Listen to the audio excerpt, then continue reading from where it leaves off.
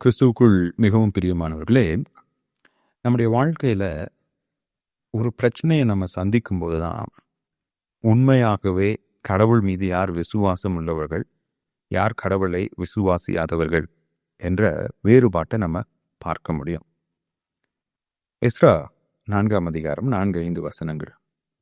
அதனால் அந்த தேசத்து ஜனங்கள் யூத ஜனத்தின் கைகளை தளரப் பண்ணி கட்டாதபடிக்கு அவர்களை சங்கடப்படுத்தி, பெர்சியாவின் ராஜாவாகிய கோரேசின் காலம் முழுவதும் தரியு என்னும் பெர்ஷிய ராஜா அரசாண்ட காலம் மட்டும் அவர்கள் யோசனையை அவத்தமாக்கும்படி அவர்களுக்கு விரோதமாய் ஆலோசனைக்காரருக்கு கைகூலி கூட்டினார்கள். இந்த முதல் 3 வசனங்கள்ல நாங்களும் உங்களோட சேர்ந்து இந்த எருசலேமின் தேவாலயத்தை கட்டுவோம் அப்படின்னு சொன்ன அதே கூட்டத்தினர் தான் இங்க இஸ்ரவேல் மக்கள் எருசலேம் தேவாலயத்தை கட்டுவதற்கு தடையாக மாறுகிறாங்க.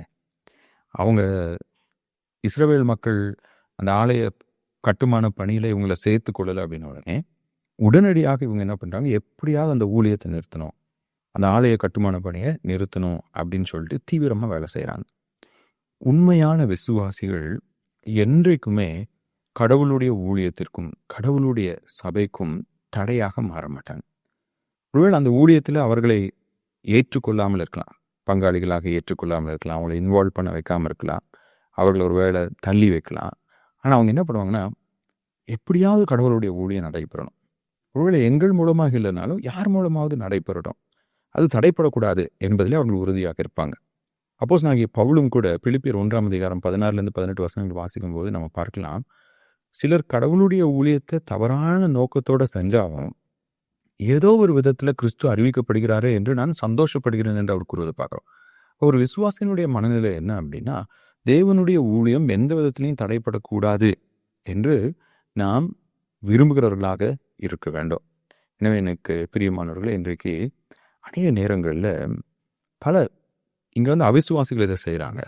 ஆனால் பல வேளைகளில் சபைக்குள்ளார விசுவாசிகளே சபையை உடைக்கும் வேலையை, சபையில் பிரிவினையை கொண்டு வரும் வேலையை, சபையில் ஒரு ஊழியத்தை தடுத்து நிறுத்தும் வேலையை, சபையில் ஒற்றுமையை களங்கப்படுத்தக்கூடிய பணியை செய்து கொண்டிருக்கிறார்கள். அப்போ அந்த மாதிரி சூழ்நிலைகள் வரும்போது தான் யார் கடவுளை உண்மையாக நேசிக்கிறா, அவருடைய திருச்சபையை உண்மையாக யார் நேசிக்கிறா, யார் ஊழியத்தின் மீது மெய்யான வாஞ்சையுடையவர்கள் என்று தேவன் நமக்கு வெளிப்படுத்துவார். அப்படி தேவனுடைய ஊழியத்தை ஒரு சில நபர்கள் எதிர்க்கும் போதோ அதற்கு தடையாக மாறும்போதோ அவர்களை குறித்து நாம் மிகுந்த எச்சரிக்கையாக இருக்க வேண்டும்.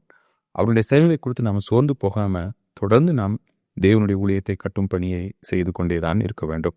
கர்த்தர் தாமே அந்த தைரியத்தையும் ஞானத்தையும் நமக்கு கொடுப்பாராக. ஆமென்.